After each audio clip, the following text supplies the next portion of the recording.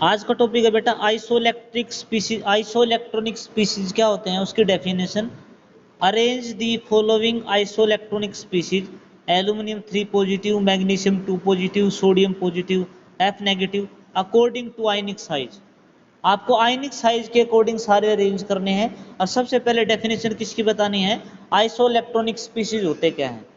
तो सबसे पहली बात है बेटा, what are isoelectronic species. Iso मतलब सेम, इलेक्ट्रॉनिक का मतलब इलेक्ट्रॉन। दो species which have same number of electrons are called isoelectronic species. दोबारा देखो, दो species which have same number of electron are called, जिनमें इलेक्ट्रॉन की संख्या सेम हो।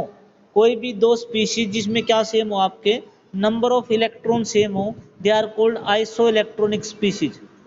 जैसे आपका एल्यूमिनियम 3 पॉजिटिव है, एल्यूमिनियम का एटॉमिक नंबर 3, 3 पॉजिटिव का मतलब 3 इलेक्ट्रॉन चले गए तो कितने इलेक्ट्रॉन रह गए, 10। मैग्नीशियम का एटॉमिक नंबर 12, 2 इलेक्ट्रॉन चले गए बचेंगे 10। तो एल्यूमिनियम 3 पॉजिटिव में और मैग्नीशियम 2 पॉजिटिव में नंबर ऑफ इलेक्ट्रॉन यदि हम निकालेंगे तो दोनों में 10 10 है, तो ये क्या होंगे आपके आइसो इलेक्ट्रॉनिक स्पीशीज।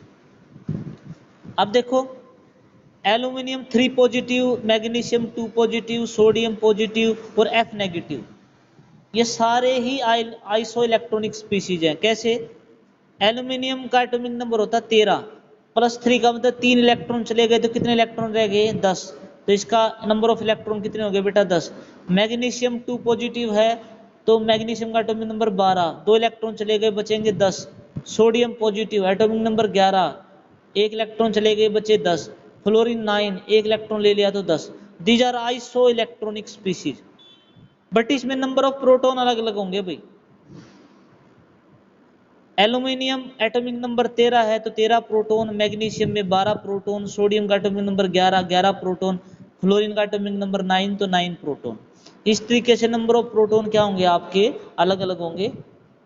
तो इनका साइज बताना है, इनका क्या बताना है, साइज। देखो एक छोटी सी बात देखो, यहाँ पर 10 इलेक्ट्रॉन को खींचने वाले कितने प्रोटॉन हैं, 11। यहाँ पर 10 इलेक्ट्रॉन को खींचने वाले प्रोटॉन कितने हैं, 12। यहाँ 10 इलेक्ट्रॉन को खींचने वाले कितने प्रोटॉन है, 11। 10 को खींचने वाले कितने हैं, 9। तो कहने का मतलब है यहाँ पर ज्यादा प्रोटॉन है, इलेक्ट्रॉन कम है, तो प्रोटॉन बहुत जल्दी खींच पाएंगे अंदर की तरफ। होता क्या है, अंदर प्रोटॉन होते हैं, बाहर इलेक्ट्रॉन होते हैं। और प्रोटॉन किसको खींचते हैं अपनी तरफ, इलेक्ट्रॉन को, क्योंकि प्रोटॉन पे कैसा चार्ज होता है, पॉजिटिव। प्रोटॉन पे कैसा चार्ज होता है बेटा, पॉजिटिव। तो जितने ज्यादा प्रोटॉन होंगे, इलेक्ट्रॉन तो बराबर हैं, तो जितने प्रोटॉन ज्यादा होंगे तो इलेक्ट्रॉन ज्यादा अंदर की तरफ खींचे जाएंगे, तो साइज क्या हो जाएगा बेटा, कम हो जाएगा। साइज क्या हो जाएगा, कम हो जाएगा।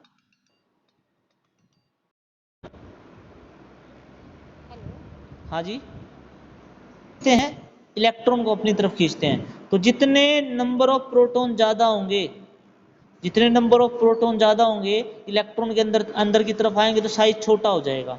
तो देखो इसके अंदर, in isoelectronic species which has more number of proton, यदि इलेक्ट्रॉन सेम है और नंबर ऑफ प्रोटॉन ज्यादा हैं, will have more attraction toward nucleus, तो इलेक्ट्रॉन न्यूक्लियस की तरफ ज्यादा होंगे and electron, so less will be ionic size. तो आयनिक साइज क्या हो जाएगा, छोटा। मतलब जिसके पास प्रोटॉन ज्यादा होंगे, इलेक्ट्रॉन बराबर हैं ही, तो इलेक्ट्रॉन अंदर की तरफ ज्यादा आएंगे तो उसका साइज क्या हो जाएगा, छोटा।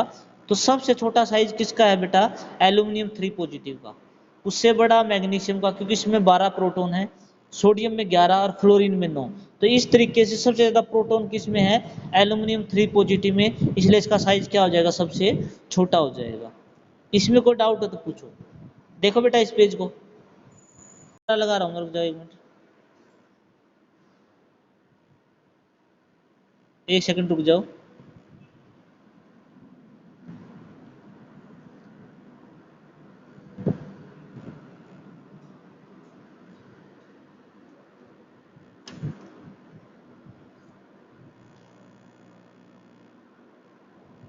देखो बेटा topic, variation of atomic radii in periodic table.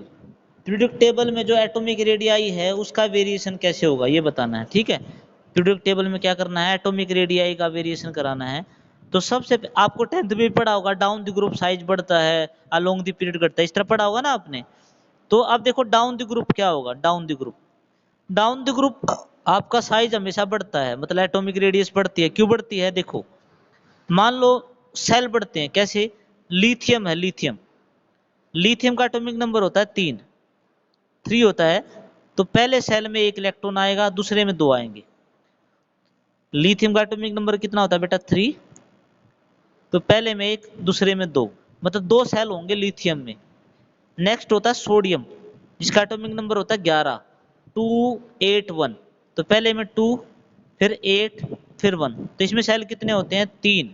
Potassium में हो जाते हैं बेटा 4। तो नीचे की तरफ हम जाते हैं तो सेल, नंबर ऑफ सेल बढ़ जाते हैं, और नंबर ऑफ सेल बढ़ेंगे तो अपना साइज भी क्या होगा? नीचे की तरफ बढ़ेगा। तो जब भी आप किसी भी ग्रुप में नीचे की तरफ जाओगे, हमेशा साइज बढ़ेगा। देखो इसमें क्या लिख रखा है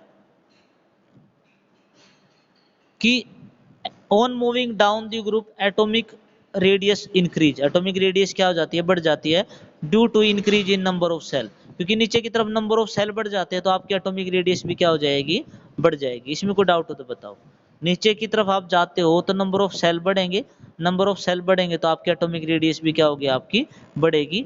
नेक्स्ट देखो, अलोंग द पीरियड बताओ क्या होता है? What is along the period? आपने 10th में पढ़ा भी होगा, जब आप अलोंग द पीरियड जाते हो तो साइज घटता है। साइज घटता क्यों है? देखो, अलोंग द पीरियड मैंने एग्जांपल लिए हुए हैं। देखो ये एटॉमिक नंबर लिखे हुए हैं बेटा, लिथियम का 3, बेरिलियम का 4, बोरोन का 5, ठीक है, 6 7, ये एटॉमिक नंबर लिखे हुए हैं नीचे, ठीक है। अब देखो होता क्या है बेसिकली, आप लिथियम लेते हो, उसके बाद बेरिलियम, फिर आप बोरोन, फिर कार्बन और नाइट्रोजन लेट करो। इस तरफ साइज घटता है, इस तरफ साइज पता है क्यों डिक्रीज होता है? एक तो नंबर ऑफ सेल तो बढ़ते नहीं, क्योंकि नीचे की तरफ साइज बढ़ने का रीजन क्या था? नंबर ऑफ सेल बढ़ना। पर along the period number of shell नहीं बढ़ते। लिथियम कितना होगा? 2 और 1, बेरिलियम होगा 2 2, बोरोन होगा 2 3, कार्बन होगा 2 4, और नाइट्रोजन होगा 2 5। तो एक तो नंबर ऑफ सेल 2 रहते हैं। आप अलोंग द पीरियड जब भी जाओगे, नंबर ऑफ सेल क्या रहेंगे? कांस्टेंट, 2 2 रहेंगे नंबर ऑफ सेल। लिथियम में भी 2 सेल हैं, बेरिलियम में भी 2 हैं, बोरोन में भी 2 हैं, कार्बन में भी कितने आपके सेल? 2। बट आपके प्रोटॉन बढ़ते हैं। प्रोटॉन कैसे? देखो लिथियम का एटॉमिक नंबर 3, तो 3 प्रोटॉन, बेरिलियम में 4 प्रोटॉन, बोरोन में 5 प्रोटॉन, कार्बन में 6 प्रोटॉन, एटॉमिक नंबर के अकॉर्डिंग। और लास्ट सेल में आपके इलेक्ट्रॉन भी बढ़ते हैं, 1 2 3। सेल तो सेम रहते हैं, लास्ट सेल में इलेक्ट्रॉन और अंदर प्रोटॉन बढ़ जाते हैं। तो प्रोटॉन बढ़ने से अट्रैक्शन ज्यादा हो जाएगी, अट्रैक्शन ज्यादा हो जाएगी तो साइज क्या हो जाएगा? कम। क्योंकि नीचे की तरफ तो सेल बढ़ जाते हैं, सेल बढ़ने से साइज बड़ा हो गया। अलोंग दी पीरियड सेल तो बढ़ते नहीं, बल्कि प्रोटॉन बढ़ते हैं और वैलेंस इलेक्ट्रॉन बढ़ते हैं, तो उनमें अट्रैक्शन बढ़ेगी। अट्रैक्शन बढ़ेगी तो साइज क्या हो जाएगा? छोटा। तो अलोंग दी पीरियड आप जाते हो तो साइज क्या होता है बेटा? डिक्रीज होता है। तो देखो,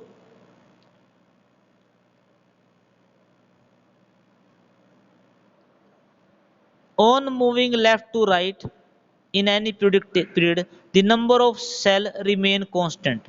तो नंबर ऑफ सेल तो क्या रहते हैं? कांस्टेंट रहते हैं, 2 2। But number of electron in last shell and atomic number increase. But number of electron और एटॉमिक नंबर बढ़ता है, मतलब नंबर ऑफ प्रोटॉन बढ़ जाते हैं, सेल कांस्टेंट रह जाते हैं। सो nuclear charge increase along the period, तो साइज भी क्या हो जाएगा बेटा? कम हो जाएगा। तो अलोंग द पीरियड साइज क्या होता है बेटा? कम हो जाता है। इसमें कोई डाउट हो तो बताओ। अलोंग द पीरियड साइज क्या हो जाएगा बेटा? कम हो जाएगा। अब अगला क्वेश्चन देखो कि why noble gases have largest size in period. Period में आप जाते हो तो देखते हो नोबल गैस का साइज सबसे बड़ा क्यों होता है? ये क्वेश्चन एक्सेप्शन केस है ये। नोबल गैस कौन कौन सी होती है बेटा? Helium, neon, argon, krypton, xenon, ये आपकी नोबल गैस होती हैं। ये पूछता है इनका साइज बड़ा क्यों होता है? क्योंकि देखो ये गैस हैं और एक दूसरे के साथ मिक्स भी नहीं होती। मिक्स नहीं होती तो इसके एटम हमेशा दूर दूर रहते हैं। क्या रहते हैं? दूर दूर, एक एटम यहाँ, एक एटम यहाँ। तो इनकी जब वेंडरवाल रेडियाई निकालेंगे, मैंने बताया था ना वेंडरवाल रेडियाई सबसे लंबी होती है, तो इनकी निकलेगी वेंडरवाल रेडियाई, क्योंकि ये एक दूसरे से जुड़ते नहीं है। तो वेंडरवाल निकलेगी और वेंडरवाल रेडियस सबसे ज्यादा होती है, इसलिए इसका साइज भी क्या माना जाता है? सबसे ज्यादा। तो आपको क्या लिखना है? This is because noble gases has van der Waals radius. क्योंकि एटम एक दूसरे के साथ जुड़ते नहीं, तो उनके बीच में कौन सी रेडियस निकलती है, वैन डर वाल radius, which is larger than other radius. और आपको पता होना चाहिए जो वैन डर वाल रेडियस है वो बाकी रेडियस से क्या होती है बेटा, बड़ी होती है। तो इसलिए नोबल गैस का साइज क्या होता है, सबसे बड़ा। इसमें कोई डाउट होता है पूछो, कि atomic radius of oxygen is larger than nitrogen. ऐसा क्यों होता है कि ऑक्सीजन की रेडियस ज़्यादा होती है और नाइट्रोजन की कम, मतलब ऑक्सीजन का साइज ज़्यादा होता है, नाइट्रोजन का कम। होता क्या है, व्हाट वाज द रीजन, कि in oxygen electron pairing occur in the p orbital. Oxygen के अंदर जो ऑर्बिटल होते हैं उनमें इलेक्ट्रॉन पेयरिंग हो जाती है। इलेक्ट्रॉन पेयरिंग का मतलब क्या होता है, ऑक्सीजन में पी ऑर्बिटल में इलेक्ट्रॉन जोड़ा बना लेते हैं आपस में, दो दो इलेक्ट्रॉन आ जाते हैं एक ऑर्बिटल में, due to which electron electron repulsion occur. जिसके कारण इलेक्ट्रॉन इलेक्ट्रॉन रिपल्सन आ जाती है, तो साइज बड़ा हो जाएगा देन नाइट्रोजन। तो नाइट्रोजन से किसका साइज बड़ा हो जाएगा, आपकी ऑक्सीजन का। दोबारा सुन लो, ऑक्सीजन में जो पी ऑर्बिटल होता है, ऑक्सीजन में जो कौन सा ऑर्बिटल होता है, पी ऑर्बिटल होता है, उसमें इलेक्ट्रॉन की पेयरिंग हो जाती है, मतलब दो दो इलेक्ट्रॉन इकट्ठा आना स्टार्ट हो जाते हैं। जब दो इलेक्ट्रॉन इकट्ठा आएंगे तो वो एक दूसरे को रिपेल करना स्टार्ट कर देंगे। इसी रिपल्सन के कारण क्या होता है, ऑक्सीजन का साइज बड़ा हो जाता है नाइट्रोजन से। ठीक है, अगला देखो, आयनाइजेशन एंथैल्पी क्या होता है ये बताओ। आयनाइजेशन एंथैल्पी क्या होता है, मान लो सोडियम है, देखो एक बच्ची ने दोबारा पूछा है कि आपका आयनाइजेशन एंथैल्पी क्या होती है, the minimum amount of energy require to remove most loosely outermost electron from the gaseous atom is called ionisation enthalpy. आपको लास्ट सेल में से इलेक्ट्रॉन निकालना है। जैसे मान लो आपका सोडियम है 281, तो आपको लास्ट में से इलेक्ट्रॉन निकालना है, बिल्कुल लास्ट में से। तो जितनी एनर्जी चाहिए कि किसी भी एटम के लास्ट जो आउटर मोस्ट इलेक्ट्रॉन है उसको निकालने के लिए, वो एनर्जी कौन सी होगी, आपकी आयनाइजेशन एंथैल्पी होगी।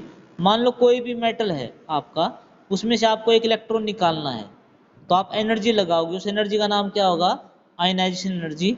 तो इलेक्ट्रॉन निकालने से क्या बन जाएगा आपका, एम पॉजिटिव। जब भी आप किसी मेटल में से एक इलेक्ट्रॉन निकालोगे एम पॉजिटिव बनाने के लिए, तो जो एनर्जी चाहिए वो एनर्जी कौन सी होगी, आपकी आयनाइजेशन एनर्जी। सक्सेसिव मैंने पहले बता ही दिया कि आप लगातार जब इलेक्ट्रॉन निकालोगे, जैसे मान लो मैं नीचे एग्जांपल समझाता हूँ, मान लो आपने एक मेटल ले लिया, उसमें से जब आपने पहला इलेक्ट्रॉन निकाला, M positive plus plus electron, आपने पहला इलेक्ट्रॉन निकाला, तो उस एनर्जी को क्या बोलेंगे, फर्स्ट आयनाइजेशन एंथैल्पी। फिर एम पॉजिटिव में से आपने एक इलेक्ट्रॉन और निकाल दिया, तो क्या बन जाएगा आपका M2 पॉजिटिव। वो कौन सी एनर्जी हो जाएगी, सेकंड आयनाइजेशन एंथैल्पी। जब आप सेकंड पॉजिटिव में से एक इलेक्ट्रॉन और निकाल दो, वो क्या बन जाएगा, M3 पॉजिटिव। तो उस एनर्जी को क्या बोलेंगे, थर्ड आयनाइजेशन एंथैल्पी। तो इस तरीके से जो एनर्जी आती हैं उनको क्या बोलते हैं, सक्सेसिव आयनाइजेशन एंथैल्पी। जो हमेशा पहला इलेक्ट्रॉन निकलेगा उसमें हमेशा कम एनर्जी चाहिएगी, तो सबसे कम एनर्जी होगी। फिर आपको पॉजिटिव में से इलेक्ट्रॉन निकालना है, और पॉजिटिव अपने इलेक्ट्रॉनों को बहुत अच्छे से पकड़ के रखता है, तो दूसरी आयनाइजेशन एंथैल्पी की वैल्यू थोड़ी ज़्यादा आ जाएगी। जब आप टू पॉजिटिव में से इलेक्ट्रॉन निकालोगे तो और पॉजिटिव चार्ज आ जाएगा, और इलेक्ट्रॉन ज़्यादा टाइटली हेल्ड होगा, तो एनर्जी की वैल्यू और ज़्यादा चाहिएगी। कहने का मतलब है जैसे जैसे आप इलेक्ट्रॉन निकालते जाओगे पॉजिटिव चार्ज आता जाएगा, और पॉजिटिव चार्ज में से इलेक्ट्रॉन निकालना मुश्किल होता है, तो आयनाइजेशन एंथैल्पी की वैल्यू क्या होगी, आपकी बढ़ती जाएगी।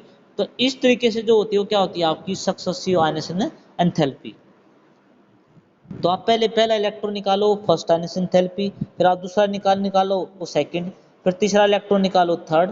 इस तरह से जो आयनाइजेशन एंथैल्पी आती हैं they are called successive ionisation enthalpy. इसमें कोई डाउट हो तो बताओ।